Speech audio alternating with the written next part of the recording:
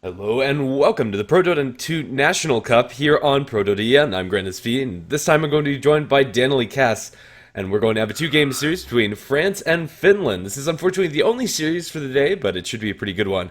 How are you doing, Danily? Doing pretty good. I just hopped over from a different cast, so I'm warmed up and I'm ready to go. This is a best of three series, correct? Or is it best of two? Just two games. Just two games? Okay, this is the first time I'm doing this tournament, so gotta get my head in straight. That's alright. So, is there anything about these teams that I should know, considering that I haven't really been able to cover these teams? In this tournament, this is the first game from both of these teams, although the players are familiar with each other. As far as I'm concerned, this is the first time that Team Finland and Team France have played. So, as far as orienting inside the cup as a whole, it's going to start out in four different groups of four teams, and we'll start with a round robin in each one of them. This is the first game in the group as well. So Gyrocopter are going to be our first pick for Team France after seeing some pretty conventional bans. I'm getting some static noise in the background from you, Danley, if there's a way you could mitigate that. Yeah, I'll give it a shot. Sorry. Okay, how is that looking for you? There is a lot of, I don't know. Is that a lot now? No, just when you're fiddling with whatever it is. Yeah, sorry. In general, it's all right now. Okay, cool. That's awesome. It's very interesting, though. Didn't have static in the previous cast, but what the hell? It's casting 101. Things happen, right?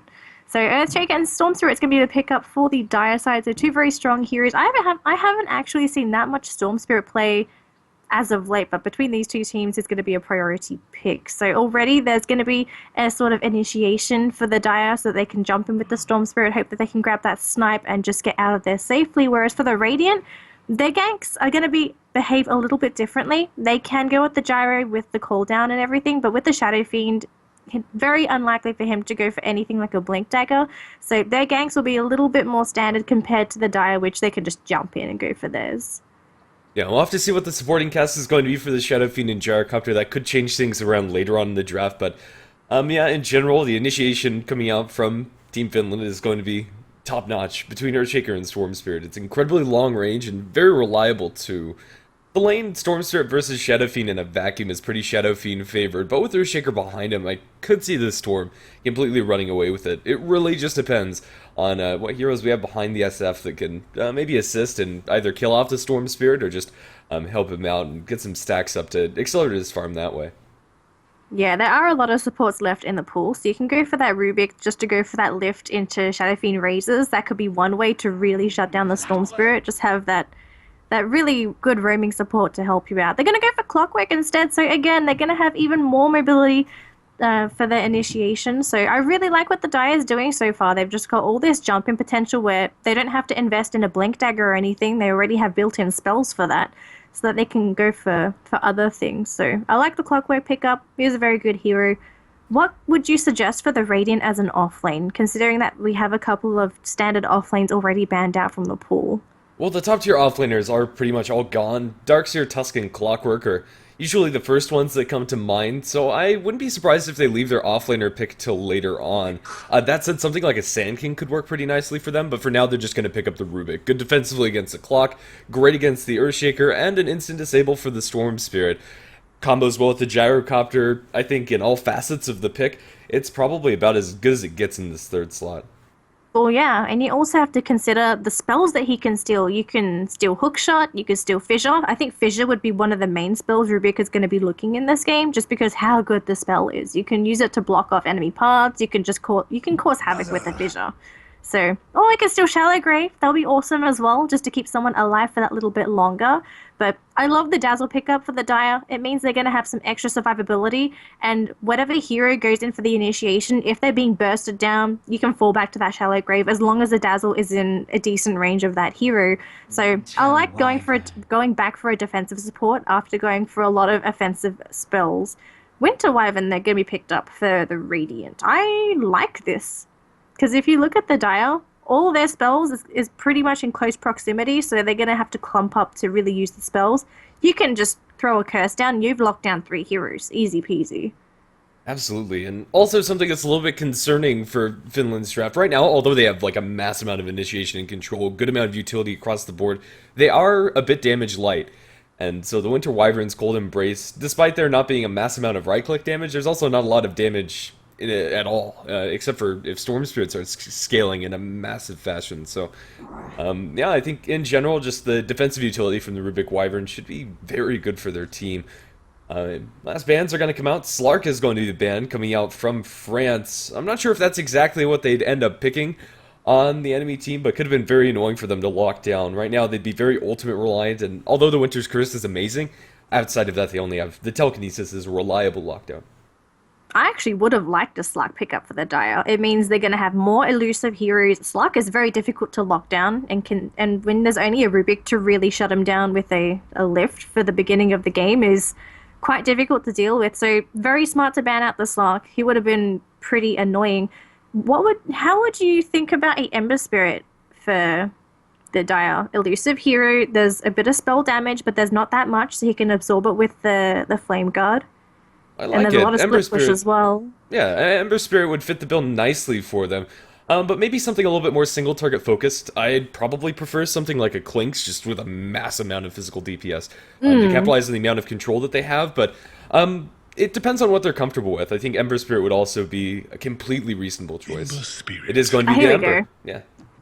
Yeah, so that's gonna be the Ember Spirit. There's a Storm Spirit and an Ember Spirit on the same team. And when you are dealing with a lot of elusive heroes and you already don't have that much lockdown to deal with them, I'm looking at the Radiant. They're going to have such a tough time dealing with these heroes unless they can shut them down early during the laning phase. So I'm expecting ganks from the Rubik. I'm expecting the Gyrocopter to go for those early kills. And the Shadow Fiend has to grab that mechanism early because they need to fight early before this Ember Spirit gets the Battle Fury and hopefully before the Storm Spirit gets either that Bloodstone or the Orchid, because once those heroes get one of their core items, you're probably going to be dealing with the harder side of those two heroes. So what's this last pick going to be? They have a mid, they have their safe lane, they need an off lane. I'm not too sure what they need something with lockdown. That is one thing that I am so concerned about for the Radiant. I really They're just do so stunned light. I like the Sand King I was talking about earlier. Just any sort of instant initiation. I think SK this game could work pretty nicely. Earthshaker is going to be more often than not hands off in the top lane. It's mostly just going to be the Dazzle and the Ember Spirit there. And even if the lane goes completely terribly, they'll always have jungle stacks to fall back on, which should be available. And if the Sand King doesn't need him, Shadow Fiend will be more than happy to soak those up. But regardless, as we said, just anything with some sort of disable. I'm really in the dark for this last pick. Spirit Breaker. I'm not really that happy with this hero though. It gives you a little bit of disable. What Spirit Breaker does best is he's awesome when it comes to just disrupting the enemy, going for charges, going for the nether strikes, just bashing people left, right, and center, and causing them to just go completely nuts and be wondering like, hey, what the hell is going on? But he doesn't have that solid lockdown that we really wanted, so I would have liked a Sand King much more, but they do have some more ganking potential with the Spirit Breaker just because of the Charge of Darkness. So it's not a horrible pick, but I'm hoping that because they picked it, they can somehow make it work. It does allow them to apply a lot of pressure, as you said, and although the lockdown isn't super reliable, Nether Strike is still pretty darn good, and is going to have a super large global presence. It's very annoying for Storm Spirit and Ember Spirit to deal with, and I think in general, although it does have its downsides, and it's probably worse in a 5-on-5 fight, it's better for the pickoffs, and yeah, we'll have to see how it plays out. Paris is going to be handling that hero for the France side. The supports, Winter Wyvern's going to be handled by Cryo J. Rubik already running out the lane. Fucking Mad going to be playing on that hero. Gyrocopter is going to be handled by Tommy, and RVP is going to play the Shadow Fiend.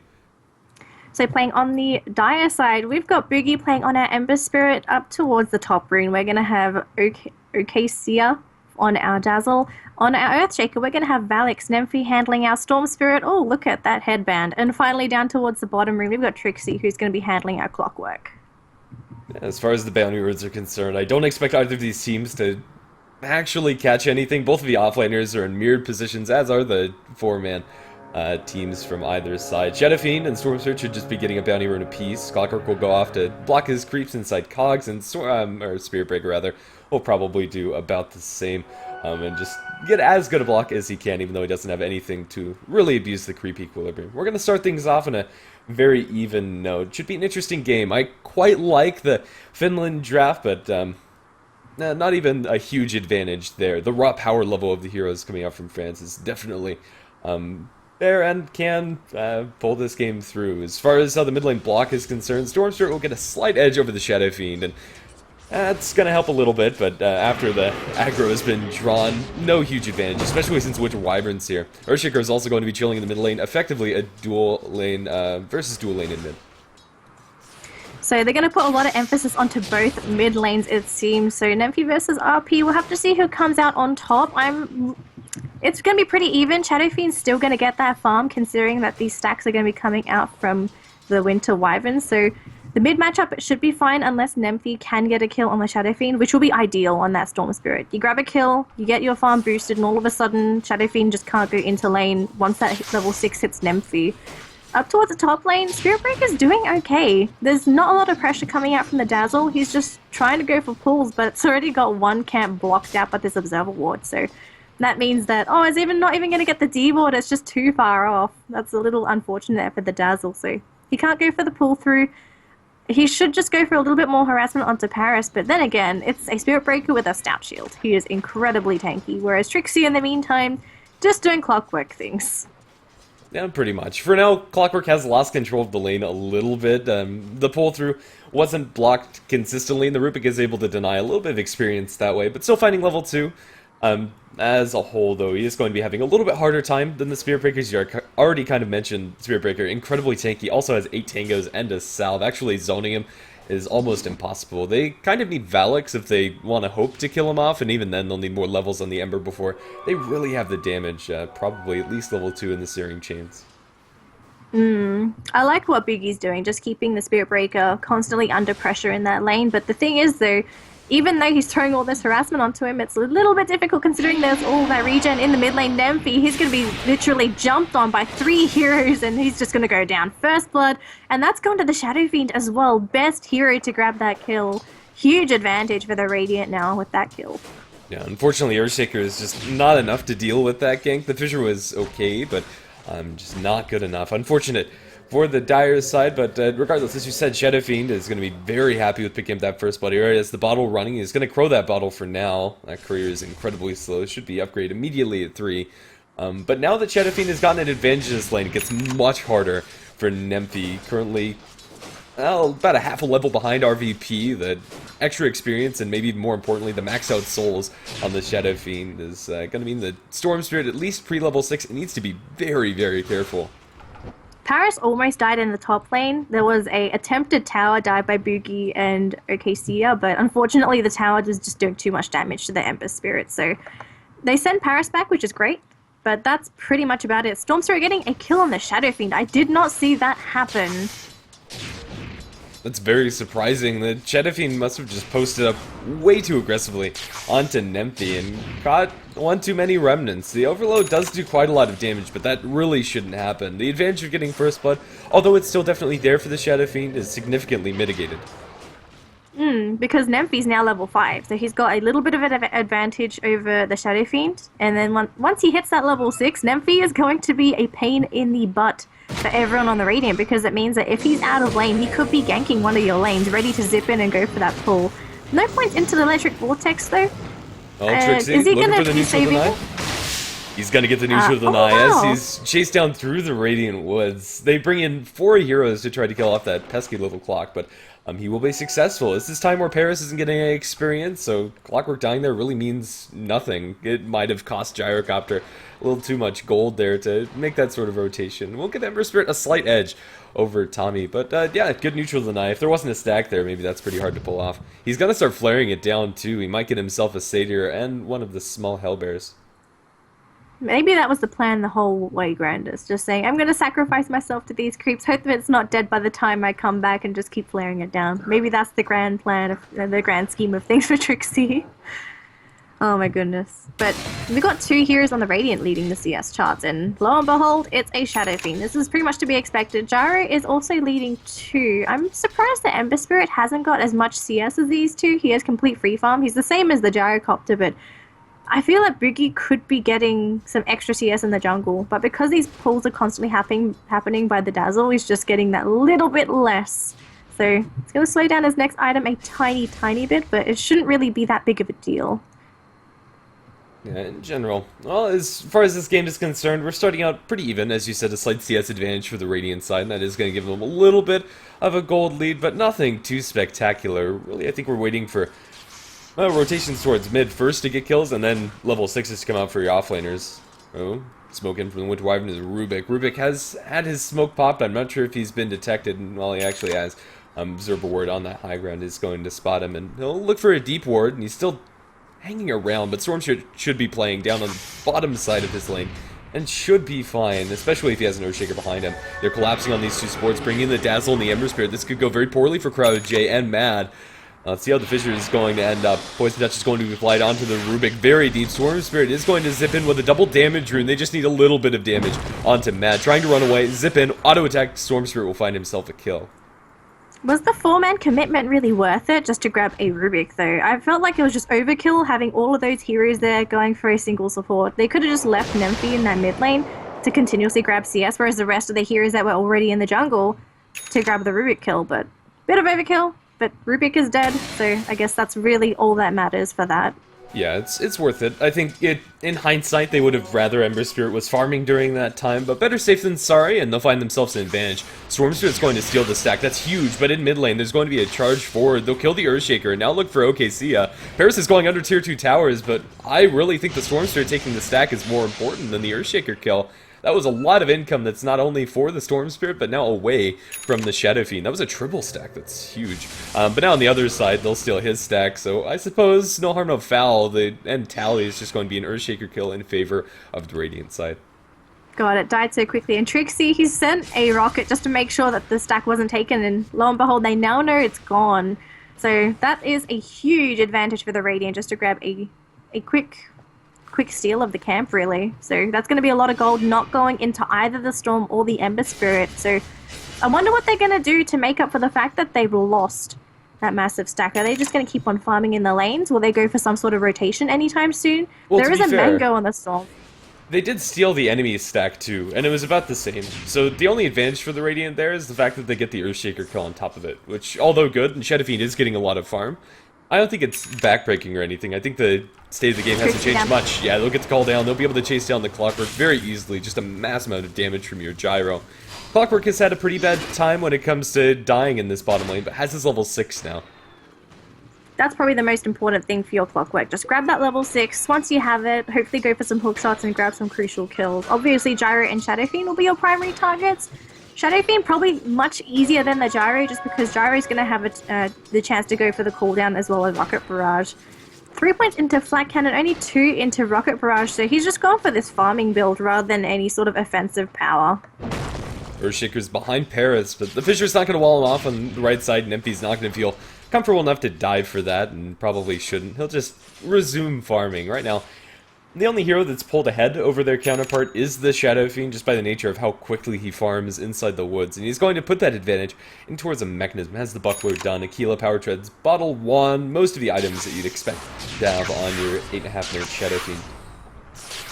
This is the best thing that they could have had for the Shadow Fiend. He's just had, you could say, almost uncontested farm. He's got some kills going his way, so this is a dream come true for any sort of Shadow Fiend, whereas for Nymphy on their Storm Spirit, I was expecting him to be a little bit more aggressive early, but because there was quite a bit of action happening all over the map, he wasn't really able to secure that one target. And I think it's also just because he doesn't have that Soul Ring yet. He has it now in his stash, so he's going to have that extra mana pool to work with once he does have this picked up. So I'm hoping that once he has this, he goes for some sort of rotation to grab a kill to make the most of that Soul Ring pickup, because he can farm in the jungle all he wants, but he needs to be productive as a Storm Spirit. You have an Ember Spirit who's the one that needs to be the main farmer, so as a Storm in this role, grab that Soul Ring, go for a kill, just force attention away from the Ember Spirit and make the most of that time so that Ember can get that Battle Fury at a decent timing. I think the status quo is probably okay for the Finn stack right now. The I don't know, Storm Spirit farming is acceptable as long as they're not losing control over the map. I think the hero that really needs to get active is the Clockwork, and if that involves the Storm Spirit, I think that's fine, but Clock really wants to be finding these supports out isolated, especially the Rubik, but it's very difficult for him to find solo kills, so maybe you are right, maybe the Storm Spirit does need to be getting a little bit more active, but across the board, it feels like we're in for a pretty passive early game. There are little isolated spurts of action, but no major rotations. Here's the Storm Spirit going down towards bottom. Nemphy wants to kill off this Gyrocopter, and they're going to zip in, opening up, they have the pull, they have a hook shot over in the sidelines, he's going to be pulled out of it. They have the battery assault operating, Tommy is going to go down, but before he does, he's going to drop a call down, massive amount of damage onto Nemphy as well as onto Trixie. Zip away by the Storm Spirit, pops his mango and zips further under his tower, and he is going to survive. Another strike out for long range and a bash. Paris will find himself the return kill onto the enemy Storm. Meantime, Earthshaker takes 2 raises in mid. RVP looking for the long raise, not going to connect. Though we won't be able to get that Earthshaker kill, but still pretty good for the side of France, is they're going to trade 2 for 1. That rotation was a bit ambitious coming out from the Storm and the Clock. It's so hard to gank a Gyrocopter at this point. The damage he puts out is insane. This is the issue when you draft supports that really don't do that much damage. You've got a load of survivability with your Dazzle. You have the Earthshaker there with just the Disruption, aka the Fissure, just to be annoying. But they don't have anything like Alina. They don't have a Lion. They just don't have that support with any sort of burst ability to go with them and hopefully finish off the ganks. I guess they could have brought the Earthshaker in, but maybe they overestimated the amount of survivability that this Gyro had. Yeah, he did have both of his supports behind him. The Telekinesis there also disjointed things with the Cold Embrace, although it didn't save his life, to delay. So yeah, it could definitely be a factor. Cooldown going to be used to farm a large stack of creeps inside the Radiant Woods. Tom is going to accelerate his farm, and it looks like he's going to have a Helm very shortly. But a Storm Spirit comes in, looking for the Rubik, not going to find anybody, and Nemphy is going to pull out of the enemy woods. It does get a little bit of scouting done, but right now, if we take a look at the Dire's vision, nothing too impressive aggressively, so I can understand him making that move just for scientific purposes. For scientific purposes. Well, if you say so. So we got this mechanism on the Shadow Fiend. He's in the mid lane and he has support behind him. It's just a Winter Wyvern though, but there's just no damage that they can really do to kill off the Shadow Fiend plus that mechanism, as well as the Winter Wyvern heal. So they can try to jump on the Shadow Fiend, but there's probably enough time for them to try and jump on him. In the meantime, down bottom, Trixie almost dying, and he actually gets sniped by the Rubik with the quick Rocket Flare steal. Boogie on the other hand, under invisibility, but there's a Sentry Ward. He looks like he's not gonna die. There's not enough RVP vision. with the raise, he got him. Oh, they got it. Oh, good stuff there by RVP. Didn't think he would get it, but unfortunately, Ember Spirit getting a little ambitious, thinking, oh, I'm finally home free. No, not when there's raises. Really nice snipes all around coming out from France's team. As you mentioned, the stolen flare from Mad, and yeah, RVP with the raise. It was really well done by them. They'll lose the Spirit Breaker, but to get the safe lane farmer, and they'll trade evenly when it comes to offlaners. They'll be very happy about it. And immediately after the fact, they'll rotate into this tier 1 tower push. Mechanism done on the Shadow Fiend, although not necessary for now. They'll find themselves with a good infusion of gold, although that offlane tier 1 doesn't offer too much when it comes to map control. In general, it's still a great boon for the team. Dazzle's going to successfully D-ward, he hasn't been charged, so okay, Sia is going to be able to just back off, but up towards top, Gyrocopter's rotated towards the Storm Spirit's lane, or at least where Nemphy is farming right now, and it looks like they want to keep on taking down these tier 1s. So, I just saw that Ember Spirit picking up the Boots of Travels. Is this supposed to be just global presence for Boogie? So that if there is a gank that he could just Boots of Travel in, just try and help his teammates out, and if he's in trouble, he just goes for a Fire Remnant back to where he originally was? Because I don't really see any other reason behind that. Well, in general, it's a really nice boots to have on your Ember Spirit. Drop a Remnant down the lane that you're farming in, you can join the fight and then go back to farming immediately, or vice versa. It's incredibly map mobile, and as you said, does lend itself towards a mass amount of presence on the map. I think it's mostly up to personal preference. He already has the Bracer for a little bit of extra survivability, and it is going to delay his Battle Fury a bit, but I think the utility that it offers, it's probably worth the pickup, and we'll have to see if it pays off. It is a bit of a greedier situation. Mid lane, the hookshot's going to connect on the RVP. They have a follow-up Fissure, but this guy's really darn tanky with the mechanism. I'm not sure they have the damage until Shadow Fiend shows up. They're going to cancel the Requiem, and they'll be able to kill him off before he's able to get it off. Now, their strike is not going to be thrown by Paris. He'll cancel his charge. Maybe it was canceled by the battery assault, but the only hero to die is that Shadow Fiend. So, good turn of events for Finland. Yeah, so with that, they can't really re-engage. It's not over yet, they have another strike, they're going to go in. Anyway, and there's Boogie going to be cold embrace, he's going to be ultied, taken down, Trixie lifted up, pulled back, and unfortunately he's stuck in between 3 heroes, and he just gets melted as well. They weren't expecting that. No, absolutely not. If we take a look, Radiant or Dire's vision just isn't there. They have sentry wards all around mid lane, making sure the Radiant also don't have the wards up inside that mid lane. But a good reinitiation. They held their ultimates for that first round, and all they really had to wait for was for Gyrocopter to show up. Tommy hasn't actually committed for the Helm of the Dominator yet. Instead, is going to finish up Drums. Might help him a little bit more when it comes to these pushes with the Shadow Fiend. So really cost-efficient items coming out from the Radiant side. And across the board, it feels like they're the ones that are getting the momentum under their belt. And unfortunately for Finland, although they do have the potential for a lot of long-range initiations from most of their heroes, especially the Clockwork just hasn't been able to find any openings. Yeah, this is what happens when you drop the Clockwork, but you just don't have supports that could really synergize with him, like the Scar Mage, just anything with decent nuking power. You can even put a support Lina with him, and then you'd be able to blow up most, if not all, heroes with the Clockwork Lina combo. So it's a disadvantage, but this may work out in the long run if they can get their Storm Spirit and Ember Spirit online, which is gonna have to be their priority. These are their two main heroes that need farm desperately. So it's going to be a Bloodstone for the Storm Spirit. He feels like he needs the HP, and I absolutely agree with this item pickup. Yeah, in general, just a very standard item pickup for your Storm is 3-man smoke up, and a very scary 3-man smoke it is too.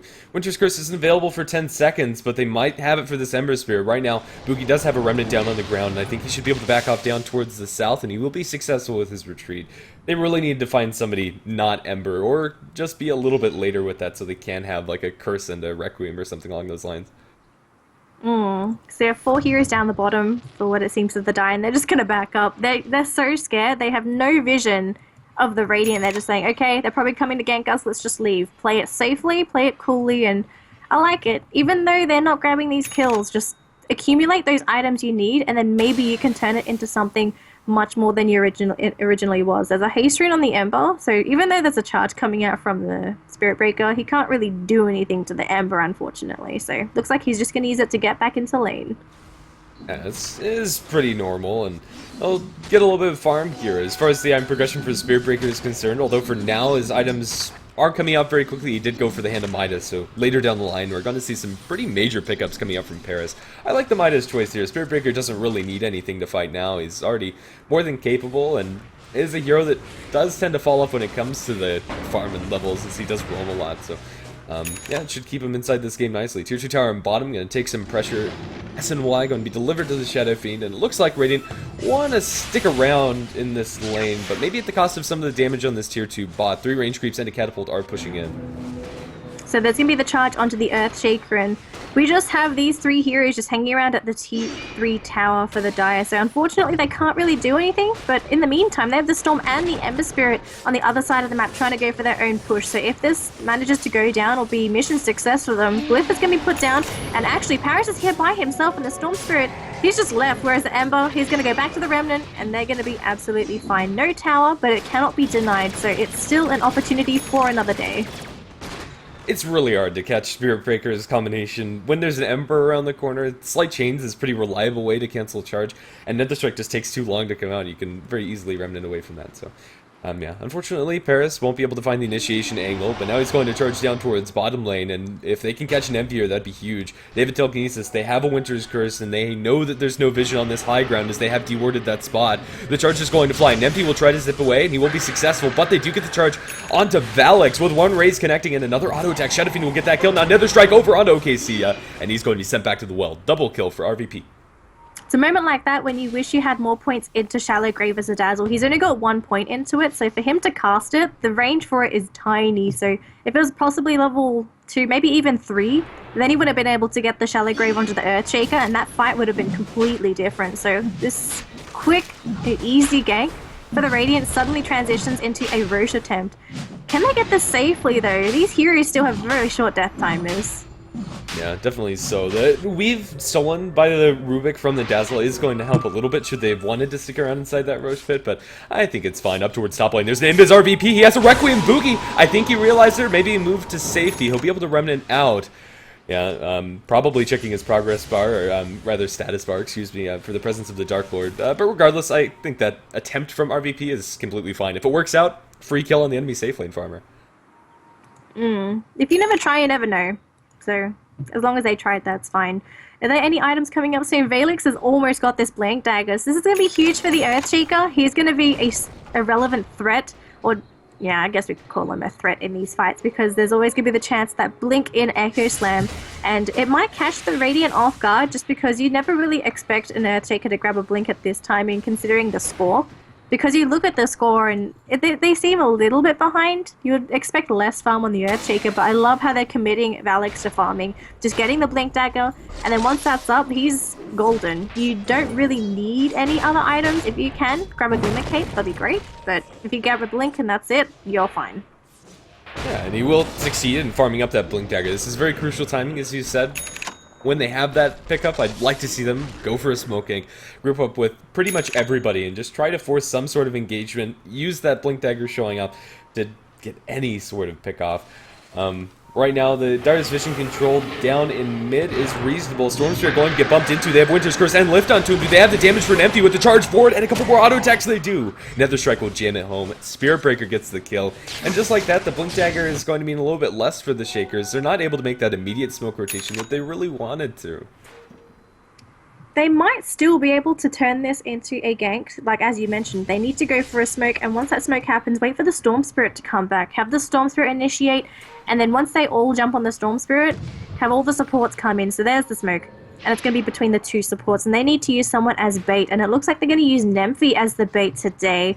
Now we'll see if they're going to actually bite this little fishy here, the little blue fish, Nymphy. Actually, never mind, Nymphy. Oh, wow, the commitment. Blink forward, Echo Slam, and they really want RVP. But he mechanism, there's the heal from the Winter Wyvern. He's still not dead. They do get him in the back end. Nymphy, though, he's still alive in between three heroes. Clockwork's to be the first one to drop for the Dire. There's the Grave as well, and that's going to keep the Clockwork alive, actually. So Shadow Fiend for a Earthshaker. Massive win there for the Dire to grab such a crucial kill. At first, I thought the commitment wouldn't really be worth it, but to have that sort of a trade, you definitely want to take it. Yeah, when you see a Shadow Fiend walking up in the river like that, you throw everything at him. He's a very high priority kill, and if we take a look at the gold swing, it's going to be almost 1,000 gold in the favor of the Dire. Despite being a 1-for-1, they lose the Earthshaker, but that is definitely the way to show off that blink and get as good a pick-off as you can. On the flip side of the coin, Rubik has now picked up his own Blink, although it's not going to be as destructive as the Earthshakers. With the Blink Echo Slam, it's going to be a lot more consistent and more reliable, and they needed that. The lack of lockdown does hurt them, especially shown with just that Grave TP. They'd already thrown all of their disabling spells. 2-2 tower at mid. Going to start taking some pressure coming out from the France side. Lucky Man needs to change spells right now. He only has the Enchant Totem, so that's practically useless. You'd go for anything at this point aside from Enchant Totem, so hopefully you can steal something nice. Even stealing Searing Chains will be okay for the Rubik, but we'll have to see what he manages to steal for the next fight. T2 push here from our Radiant side now. How does the Dire want to react? Are they going to go for the initiation again? There's no Echo this time, so the Earthshaker is going to have a little bit less impact than he normally would. He will keep throwing the fishes out, which is going to be his main job though. Yeah, it is a very slow siege, and Stormsphere and Clockwork are close enough to where they could look for an initiation, and if Trixie finds an opening, he very well could jump. Right now they have some vision around the Dire River, and they know that people are still sticking around, but they have yet to pull the trigger. They'll fully commit to this tier 2, the Cold Embrace to keep the Creep Wave alive. They're going to open up with the Fissure onto RVP. No hookshot has been committed yet. And, well, Gyrocopter should be able to mop up this tower. Can they get anything on the retreat? Dazzle will attempt to deny, but it's really hard to out-deny a Gyrocopter, as Dazzle with only 77 damage.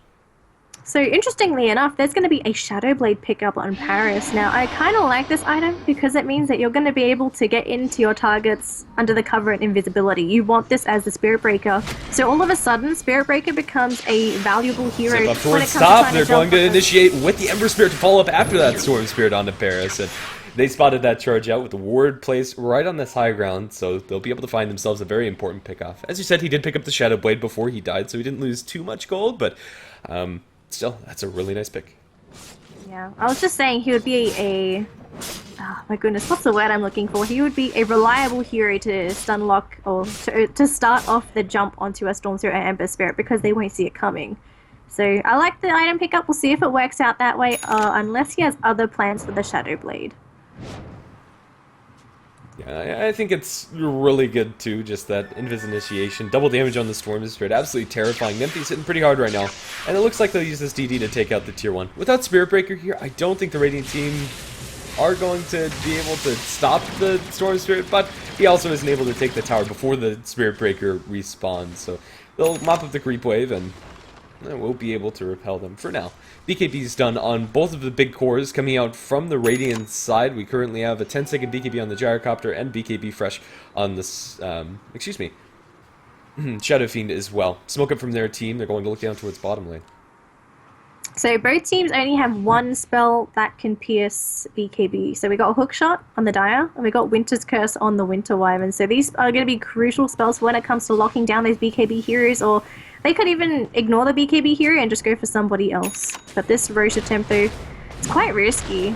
And the map is completely empty, so the Dire have to know that something's wrong. They have to know that this Roche is happening. And they're all congregating down towards that bottom lane. There's going to be the flare, and now they know this Roche is happening. Now look at the HP percentage of these heroes. They're pretty low, so if there's going to be the jump in, this would be perfect. So all of a sudden Boogie gets lifted, gonna get blown up. There's the Winter's Curse. They're going all in for the Ember Spirit. Roche is still happening, but actually they're just going to go right onto these heroes. Shadow Fiend's going to go down first. Valix is taking a little bit of harassment there by the Winter Wyvern, but he's going to be okay. Zip in by the Nymphy, and he wants to go after Bucking Map, but the charge onto Nymphy. 4 heroes chasing after the Storm, so zipping in the opposite direction. Beautiful fissure to keep those heroes locked in place, and Ember Spirit coming in from the backside. Does he want to go for cleanup onto this Winter Wyvern? Looks like he wants to, and Paris going to try and go in with the 17% bashes. Can he get it though? There's the end stack, keeping it in place. A bash again. Boogie is still alive. There's going to be the heat. There's going to be the Charlotte Grave by Sia to keep him alive, and the only hero alive left is Paris on that Spirit Breaker. Massive win there for the Dire. Very risky to go for that Roche, and they definitely get punished. It does cost him a buyback on the Ember Spirit. The net gain of gold for the Ember Spirit is in the opposite direction. He is going to lose 1,000 gold inside that last fight, but for the team, it's worth it. Although I'm not sure if they are going to be super happy with how that gold distribution ends up. They'll get a Roshan, so that'll make up for it. Double life on Nymphy, allow him to be so aggressive in the next upcoming fights. Yeah, and they'll be able to take that out. Roshan will be killed, zip over the fissure, and Nymphy will secure himself an Aegis of the Immortal. So this means that if the Dire want to, they can decide to just go as a 5-man unit and go ham, or they can use this as an opportunity for Nymphy to be over-aggressive at one point, grab a kill, lose the Aegis, it's a-okay as long as he doesn't die. Then they can just continue on farming, because as the game progresses, you got to look at the late game potential for both teams. It looks pretty even, but whoever manages to get the momentum first is going to have a huge advantage over the other team, and especially I feel for the Dire, because they have many more options for when it comes to being aggressive. They can zip in with the Storm, they have the Ember Spirit that can go into, they have the Clockwork as well. So for them, if they get ahead, they can just go completely ham and jump on everybody, whereas if the Radiant manage to get some momentum, I feel that they would be better off just moving as a unit with the Spirit Breaker and then zip in onto the Winter Wyvern. Both spirits just trying to go for a kill here. There's a steal now. What did Bucking Man steal? He stole Flame Guard. Not really going to help him. It wouldn't mitigate some of the damage. And oh my goodness, that beautiful invis on the Creo. That Glimmer Cape really helping him out there. They get a counter kill and they lose nobody too. That's huge. Yeah, not only is that just a death on the Ember Spirit, losing even more gold, which will delay his Battle Fury to a really late timing, in all honesty. As the 2 swords of Perseverance is hardly being worked on. That's also a dieback. He's down for the count for 60 seconds still, even after a while after that attempt onto the Winter Wyvern. Nymphy will maintain control of the Aegis, and it's probably a play that you'd make when you have that second life, but right now the Dire's vision just isn't appropriate for any sort of aggressive move up towards top, and this ward down towards bottom was just recently placed. The vision gain coming out from Finland is a little bit lacking right now. Yeah, and excuse me, it wasn't actually a Glimmer Cape onto Crochet, it was just a Shadow Amulet before the Glimmer Cape. Yeah, so I was thinking, is there a Glimmer Cape? I looked around and I was like, no, there's no Glimmer Cape. There is now, though. Crochet has it finished. Now he does. But that gank up top, though, it would have been much smoother if they had a little bit more damage and bursted him down in time. That was the only thing. The Winter Wyvern just survived for so long. That was the only problem. If they managed to get a quick kill, they could have left and no one would have died for the Dire. Yeah, for sure. Even though Ember Spirit is doing a good amount of damage with his magical spells, it is starting to scale off pretty heavily, and their physical damage is really just non-existent. You have some right-clicks in from the Storm Spirit, but even most of his damage is coming from Overload, and they're just not scaling as hard. The Shadow Fiend, despite not building damage items, is hitting about twice as hard as the enemy team, and Gyrocopter about the same token, but he has Flak as well to spread that damage throughout the fight. Tier 2 tower up top going to take a lot of damage, but this is going to come with this rate of damage in mid and bottom, as both the Ember Spirit and Storm Spirit are trying their best to trade up against the SF and company. This might end up favoring the Dire team slightly, but as long as you can avoid the fight against the Aegis and trade evenly with towers, I'm pretty sure that France will be happy. RVP is going to be chained down to the ground, but no follow-up disable is going to be there, and it looks like everybody will be able to go their merry way. Ember Spirit's going to try for a reinitiation, has another chains onto RVP, but Winter's Curse into Pookie. He's taking a lot of damage from the Shadow Fiend. They'll have the Grave to try and help him out, and he will be able to remnant further away. Requiem's going to be unwound by RVP. The silence is going to be applied to Mad, but Mad is currently inside Glimmer Cape. Nempi is completely overcommitted. He has no mana to zip out of there. That's going to be Aegis, but a big Echo Slam coming in out onto 3. Paris will have the Cold Embrace. Hookshot's going to be avoided because he shot into the Earthshaker, but still they'll kill off the Shadow Fiend with the second round of initiation. Paris is low, Glimmered, he's on the ground, will die to the Enchant Totem. Dust is going to be applied. Cryo J is also going to lose his life, although it looked like it could have gone bad for the Dire team. It looks like after that reinitiation by Valix, they'll be able to come back into it nicely. That would have been the best. That was the best thing that could have happened for the Dire. So getting those massive kills, especially on the Shadow Fiend, was crucial. If they got the Gyrocopter too, that would have been a bonus, but he just wasn't there. He was nowhere in danger. He was absolutely fine. He was the first one to leave, I think, so. Not getting the gyro, bit of a loss, but they still get those kills. The downside is they still lose that T2 tower, and you never want to lose that top T2 tower. It's just map control gone from your own jungle, and you want to make sure that that jungle is safe, because if you look at it through the Dire perspective, the jungle is going to be their main source of income, considering that the creep wave is so pushed out. Both teams are completely dark on the map, and the Radiant also lost their tier 2 tower down in bottom lane. You do bring up a good point there. The Gyrocopter wasn't involved at all. If he was, I'm tempted to say that Radiant crushed that team fight. There were so many heroes that were low, and they just needed a little bit of extra damage to push them over the edge. So potentially a bit of a miscall, and definitely a little bit of lapse of positioning when Earthshaker comes in with the Echo. Just not expecting that. Had that been daytime, I'm not sure they get caught out there. Just good abuse of the vision coming out from the Shaker. Vision's very, very crucial this game. Like you said, the map is black. We've got 2 observer wards. Oh, we've got 3 actually. We've got, oh, actually that's with the Zeppelin onto a Rubik, and that's a nice easy pickup there for Nemphy, and he's got a haste rune as well, so even though the charge might be coming in, there's going to be no reinforcement for the Spirit Breaker, so no chance of killing Nemphy. They just lose the support, it's fine, but for Nemphy, it's a big thing. He needs the gold. He needs to keep going for these other items, and what is this ultimate orb going into? Is this going to be a Lincoln Sphere to make sure that he won't get cursed or lifted? That would definitely not be a bad choice for the Storm. It's between Lincoln's and Scythe, and really it's just up to him. I'd probably say Scythe is a little bit easier, but up towards top, Nether Strike will connect onto Pookie. The damage from Gyrocopter is there, and they'll find themselves a nice Ember Spirit pick. He felt safe because of the Observer Wards that were placed down to protect their jungle, but they don't really stop that Invis Spirit Breaker initiation. It's going to catch him off guard, and well, that's really huge for the side of France. Charge going on to Nemphy. I don't think he's going to be caught out by this, although might get close. Depends on how many bashes we see. Shadow Blade is going to be popped. Paris is going to hunt around the corner. Nemphy has no idea the Spirit Breaker is here, and this will buy some time for the rest of the team to join him. Paris has a charge cooling down in 3 seconds. This could go very poorly. How are the bashes going to favor Paris? He gets a first hit bash, follow-up charge, third bash! The Shadow Fiend comes in, but he's still able to zip away. He needed to wait for the Winter's Curse to come in range, but my goodness, that was about as lucky as you can get. If they had like a 4-staff on Winter Wyvern, that's a dead swarm.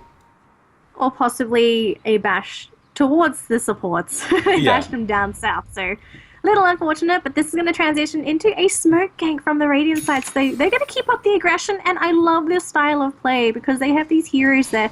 If your ultimates are up, if your spells are up, just go for these ganks. Just keep fighting, fighting, fighting, because the Dire, they just want to keep on farming, so they're going to scout around the Dire side for a little bit, just towards the south. No one is down here. Checking the secret shop, if they got a courier snipe, that would have been awesome too, but there's no courier to be seen. Now, they do have one hero in sight, and it's only Nemphy, I believe. So if they go uphill, though, they might be able to get Trixie instead, which getting a Clockwork is pretty good as well, because you're getting rid of a little bit of disorientation from that hero. But Nemphy, he's be the first one spotted blinking by Bucking Mad, but not able to get in vision, so they can't really throw anything to catch him, unfortunately. And he's going to keep on running off away from Paris.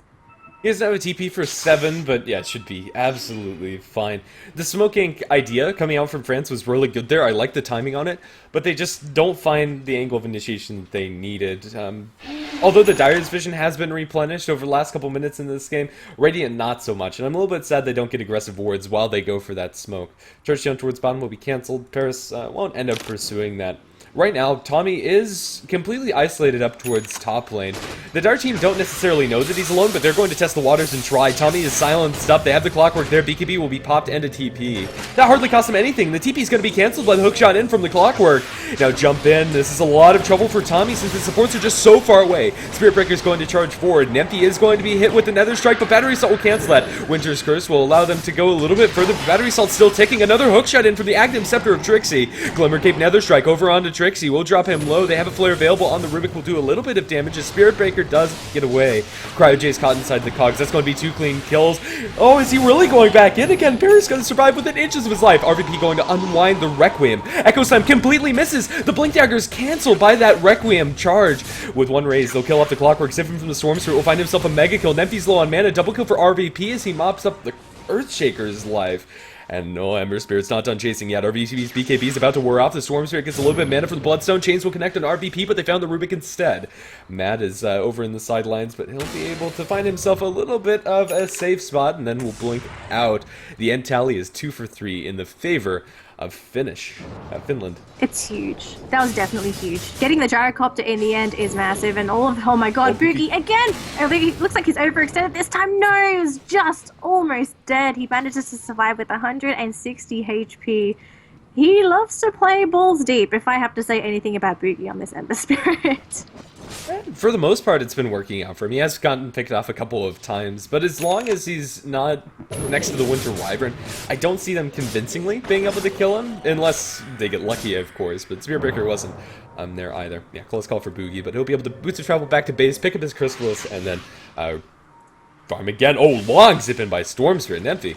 I think he was looking for Mad, but ship's passing in the night, and Storm Spirit will be able to just go ahead and farm. With 18 Bloodstone charges, you can't afford to go for dives that are that aggressive. It is, in fact, a Lincoln Spirit for the Storm Spirit. He has it completed now. It's going to make it so much harder for him to kill him off. There is a good spell on the Radiant that they could use to cancel this out, and that's going to be the Charge of Darkness. So you can pop it from any side of the map, and then the Rubik can follow up with the Blink Lift. So it's not too bad. It's going to be nice when a 5-on-5 happens, because when a 5-on-5 happens, stuff happens, and oh, Valix, he has an Invis rune, so they know that this is happening, so they're going to try and go, oh, they charged a Illusion, so little unfortunate there. That would have been a nice point of initiation for the Dire if they wanted to go for it, but they still have this vision, I believe. Where is that Earthshaker now? Just lurking with no Invis anymore. Oh, it's not an Invis rune, that's a Shadow Blade. I did not expect that from our Earthshaker, but the Zip is going to try and jump onto Bucking-Man again, and Nemphy, can he get the kill? There's the heal and the Glimmer, and that's not going to be a Rubik kill for you, unfortunately, Nemphy. Oh, hiding in the corner of the tree line. He's going to be okay, whereas the rest of his team, buying time, lift down. Valix doesn't go into the low ground, going to pop the Glimmer and the 4-star. Winter's Curse by Croja to keep him in place for a little bit longer. Nemphy still hanging around. He's got a little bit of mana regenning, and Blink out by the Earthshaker. Going to be fine in the backline, so Nemphy taking a quick kill again onto Bucking Mad. I believe this guy just hates that Rubik, unfortunately. Nemphy trying to go onto the high ground. Never mind. Might turn onto Croja. Glimmer Cape keeping Croja alive for a little bit longer, and he's going to have to run away with the rest of his team. It's a 4-on-5 engagement. You do not want to fight on the high ground. Everything will resume, and surprisingly, the only death is that of the Rubik, even though they commit the Winter's Curse onto Valix.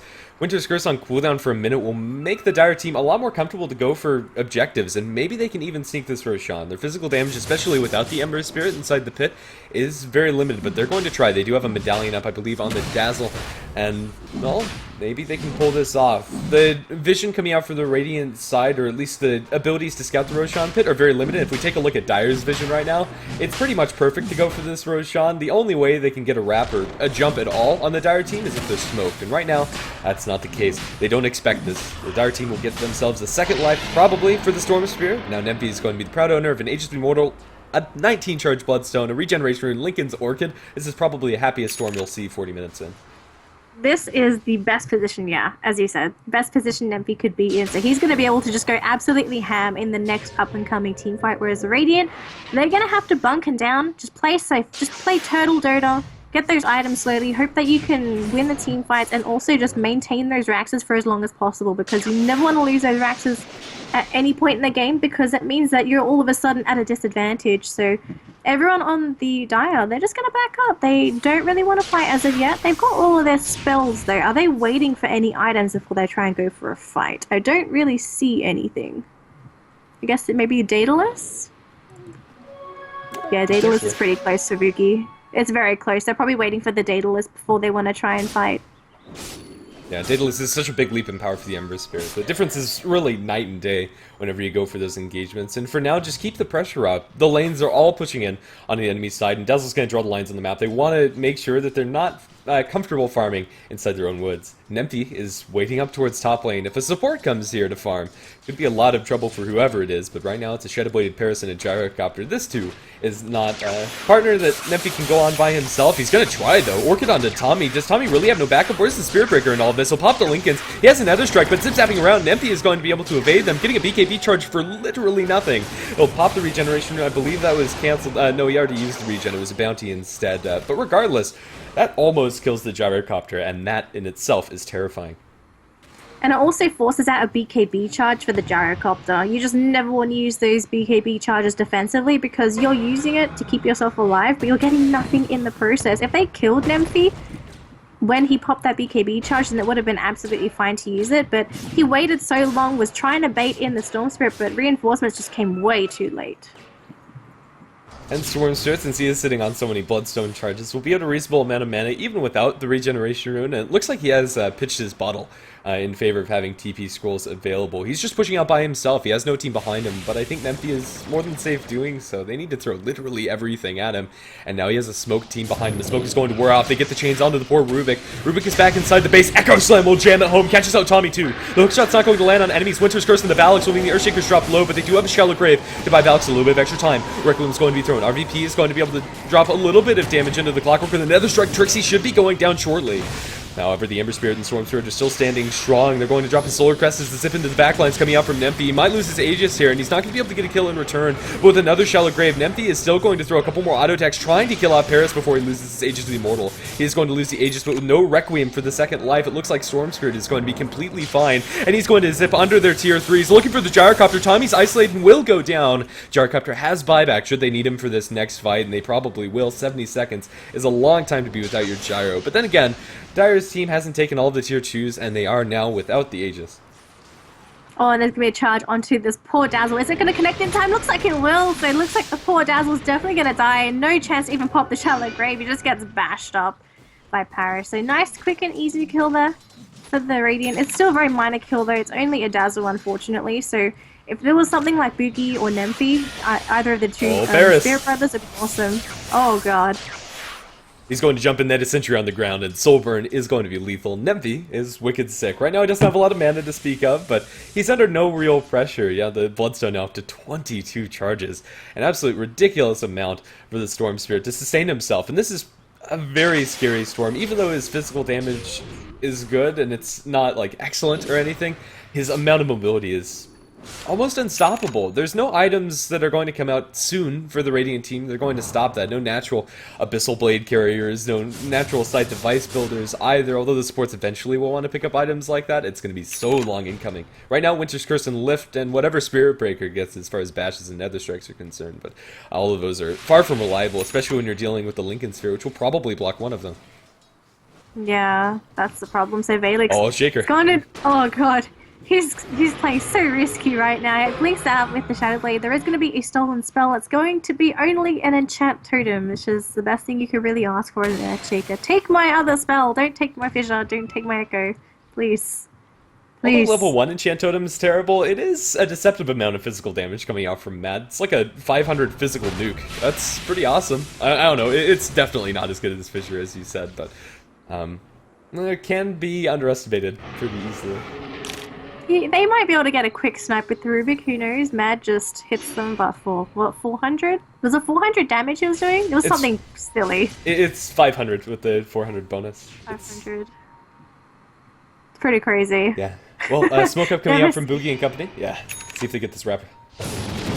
Can they get Nymphy there? They just need vision. Nymphy, he's playing so aggressive. He's got Shivas, he's pretty tanky, so they could try and jump on him. They do pop the Lincolns, and all of a sudden Nymphy's like, okay, I know you want to do something, I'm just going to leave. Heads into the jungle, and he's absolutely safe. This vision is killing the Radiant. They have no aggressive vision for any sort of offensive plays, so for them to get a kill, they're going to have to wait for someone to get jumped on and hope that they can manage to keep him in place for long enough to kill them.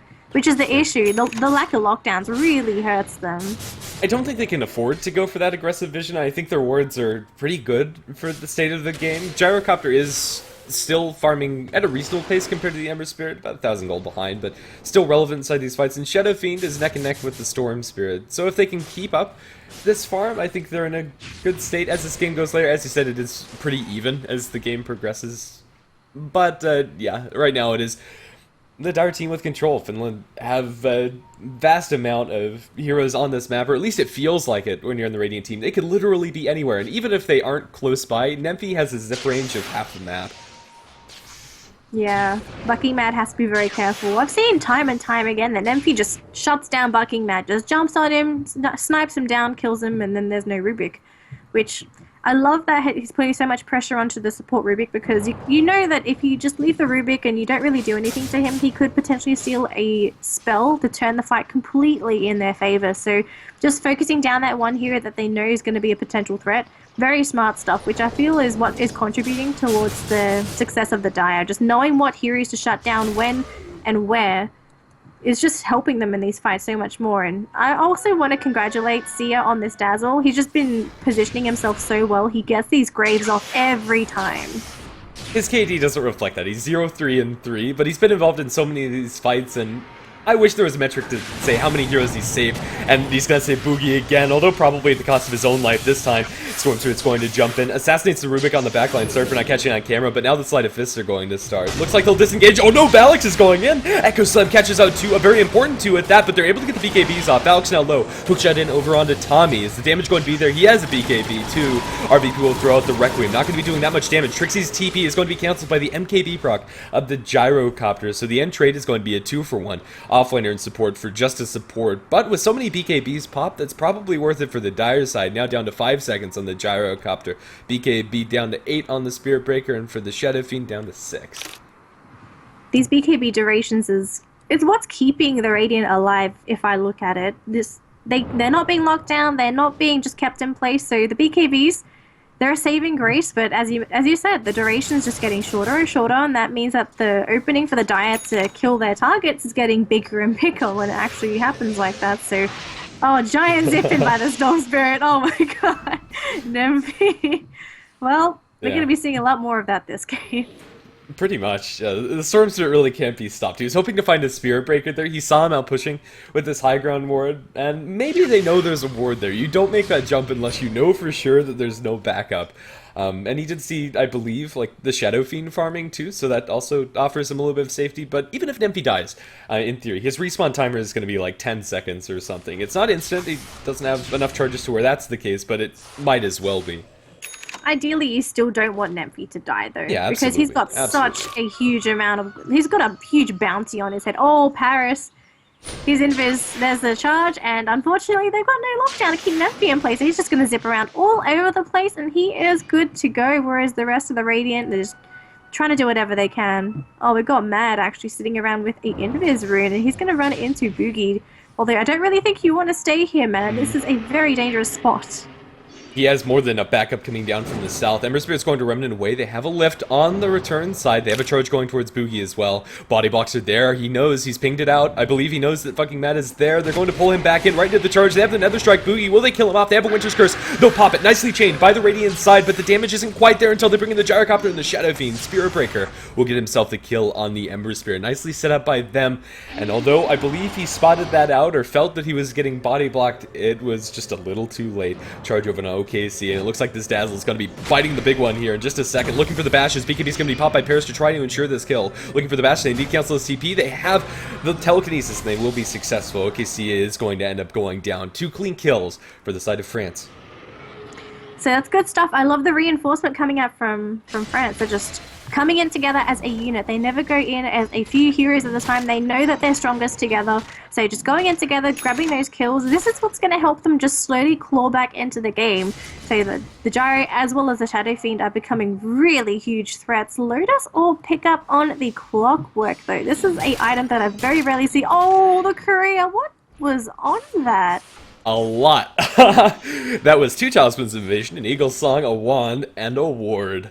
That was the completed Butterfly. It was also, I believe, the Heaven's Halberd for the Spirit Breaker and somebody's Wand, although that's a lot less relevant than the other items. Where did that actually get sniped? I didn't see it. Right here by the Storm Spirit, presumably. That is huge. That's a big timing window for the Dire if they want to, just to jump on the Radiant when they're lacking these items. Oh my god, that is massive. Just losing a Courier like that, which has such a big bounty on its head, it's amazing. But yeah. Lotus all pick up. I hardly see this though. And they're going to go for the hook shot right onto the Gyrocopter. So actually doesn't manage to get the cogs down, but they're going to jump onto him anyway. No chance to even pop a BKB. There was no point. He was going to die anyway. And we're going to Bucking Mad pop his own Shallow Grave, and he's not going to get it cancelled. What? Oh yeah. What? Balix was not close enough, unfortunately, for the Echo Slam. The damage hit him, but the Aftershock wasn't close by. That was so close. And even more than that, Echo Slam on cooldown means that punishing this Gyrocopter death is going to be a lot harder. If they had Echo, maybe they even go high ground here instead of backing off for Roche, but regardless, they'll find themselves the 3rd Roshan of the game. It's going to be another Aegis for Nymphy and a Cheese for somebody. Maybe Boogie, maybe Trixie. Yeah, Cheese right now on the Ember Spirit, as it probably should be. And speaking of this Ember, he's very tanky, you know, with the Eye of Scotty done. Well, I think he has to be tanky this game though, because if you go for that Glass Cannon build on the Ember Spirit, there's a chance that you just get locked out by the Radiant, you just get bursted down by the Shadow Fiend, because he hits like a truck, so does the Gyrocopter, so you can't underestimate the damage output from these heroes. So I like the decision to go for Skadi, and also don't forget, because of the Eye of Skadi, he just... oh god.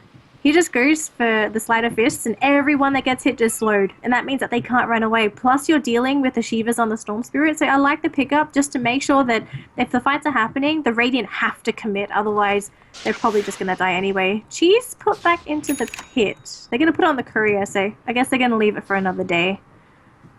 Courier is also pretty stacked, has a Demon Edge for Nymphy. That's a huge pickup for the Storm Spirit, and pretty much a 6-slotted build. He'll have an MKB.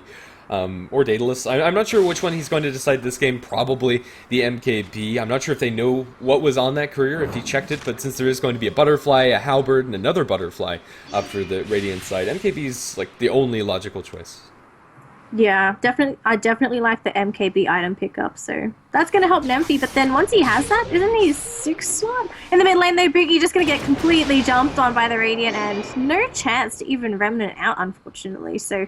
great pickup for the Radiant. Is this an opening for them to try and go mid? Because there's no buyback on the Ember Spirit for 90 seconds. You are fighting into 4 lives on the Storm Spirit. He has his first life, he has the Aegis, the second life after that, the Bloodstone respawn, and then a buyback. So, I'm not sure if they can go high ground, but they're going to put pressure, of course. He does still have buyback even after the MKB, so for the last couple lives, he does have MKB too. That's absolutely terrifying. But regardless, they are going to try their best. This is no buyback on the Ember Spirit since he, I believe, bought out for the Scotty and hasn't sold his drums yet. He has a double damage rune in the bottle, but that might even expire before he comes up, and this tier 3 is under some heavy pressure. Storm Spirit is going to try his best to trade, and he is getting the tier 3 tower down and bottom very quickly. They're going to hookshot in, canceling a little bit of the help coming out from the Shadow Fiend, as well as the Rubik. Storm Spirit is left alone with the Spirit Breaker. Paris is in a lot of trouble now because of that play coming out from the Clockwork. We'll get the tier 3 tower free, and now can look for some chip damage onto the range barracks. Instant silence onto Mad. Zipping forward, this poor Rubik inside with the Storm Spirit so many times that it looks like there might be another. Another strike's going to connect as the Shadow Fiend's going ham in the backlines. Will kill off the Dazzle, but at the cost of his Spirit Breaker's life too. Nymphy is an absolute menace here. Has the Aegis of the Immortal. Might even be able to commit for this barracks. Going to zip forward for the missiles. They get a chains over onto Tommy. Tommy going to pop the BKB, but he's completely zoned out as a double damage Ember Spirit's taking his racks. Shadow Fiend is stuck inside the enemy side of the map with no TP available, and even though they're probably not going to be able to kill him, they will kill the Winter Wyvern with an Echo Slam, and RVP's just held in place. He can't stop the Ember and the Storm from taking his buildings. They're going to look for top lane. The tier 3 tower is dropping low with an army of range creeps. They'll get a charge forward. Boogie's in a bit of peril here. He does have the G's, however, and should be able to remnant out. We'll be able to get away from the call down. A huge turn of events for the Dire side. They'll get a pullback onto RBP. The Storm Spirit's going to zip back into mid with the missile connecting, but it's not actually going to stun as he does have the Lincoln Sphere up. There is no buyback on the Shadow Fiend, no buyback on anybody on the Radiant side, maybe with the exception being the Gyrocopter. Just in a couple minutes inside this game, they've blown it wide open. Finland are now in a commanding lead. So that push mid that was supposed to put pressure on the Dire all of a sudden just turns into a complete and utter failure. They're going to lose Tommy here as well. They just bring in both spirits and they're going to just go wailing onto Tommy. Never mind, he gets lifted. He had the Aegis still. My god, that had to be close to the expiry date, but never mind. Again, onto Tommy. No BKB, no nothing. He gets blown up literally. And Dempy, does he really want to go for Man in the Fountain? I don't think so. He's going to go for the Raxus instead. I think at this point it's GG. This is definitely going to be mega creeps. 50 seconds for 50-second minimum for the core to come up. I don't think they can come back at all. This is just a complete and utter GG. That's pretty much it. Empty just zipped into the base to casually pick up this Monkey King bar. Now a hook shot into the Cryo Jade. They're going to jam it home. Look at the silence, get the pullback. Cryo Jade can do nothing. He's going to pop to the Soul Burn, although Glimmercape might save his life here. They need a little bit more, and Valix is there to provide it. Ghost Scepter is now picked up by Mad, but Nempy's going into the well, why not? Mad in a lot of trouble. Nempy, although low on mana, has boots of travel, so even if he does die here, it's an instant respawn. That's going to be GG, called out by Mad. The last couple minutes of that game were definitely worth the wait. Pretty exciting conclusion to what was a very close game. It was very close for the longest time, but all of a sudden, one of the teams managed to get momentum, aka the Dire, and it's just so difficult for the Radiant to ever come out of it because of the type of heroes that they're running. If it was in the other direction and say that the Dire was the one struggling, then it would have been a little bit different because they had potential to come back considering the heroes that they're running in their draft. So, great stuff for the Radiant. They tried their best, but they're going to be overcome by the Spirit Brothers, unfortunately. So in Game 2, hopefully it's going to be a little bit different. Maybe it's going to be a 1-1 tie, or it could be a 2-0 win for the with the Dire. We'll see in that second game. Yeah, no matter how it goes in the series as a whole, I'd expect a good game in game number 2. So stick around, that'll be up in just a couple of minutes. I've been Greatest V, she's been Danielle Cass. You can find us on Twitter and all of that jazz. And shout out to the sponsors before I forget. Hitbox Gosu Gamers, oh dear. esportgaming.com, Dota 2 Lounge, and I can't remember the last one. Sorry, but we love you for giving the tournament money. So we'll be going on to game number 2 in just a minute.